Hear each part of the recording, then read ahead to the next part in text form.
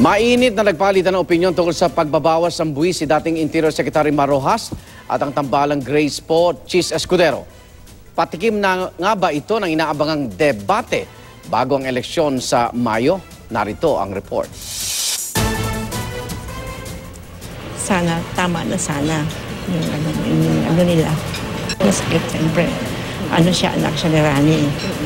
Hanggang sa Butuan kung saan sinalubong ang tambalang Grace po Chis Escudero ng mga kaanak ng senadora na taga roon, may mga dati ng isyong hindi na iwasang mapag-usapan.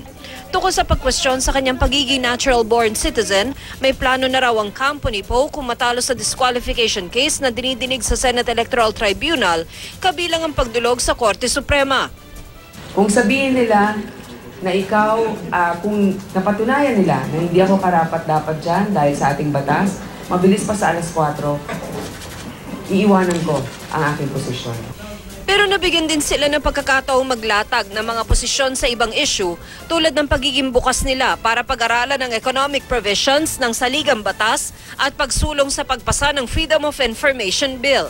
Gayon din ang pagsuporta nila sa pagpapababa ng income tax na may panukala na sa Senado at Kamara pero hindi prioridad ngayon ng Malacanang dahil makakabawas daw sa panggastos ng gobyerno para sa mga serbisyong lipunan.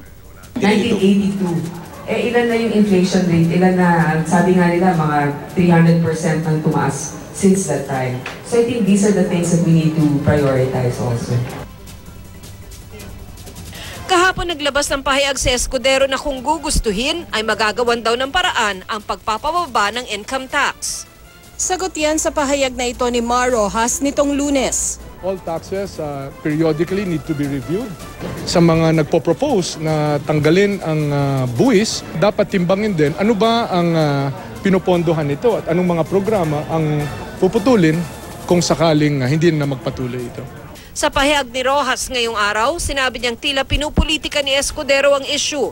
Gayunman batid daw niya kung bakit mahalaga ang issue sa mga tao. Sabay paalalang siyang may akda ng batas na nagbigay ng tax exemption sa minimum wage earners, kaya siya raw ang huling taong pwedeng akusahan ng pagiging insensitibo. Tina Panganiban Perez, GMA News.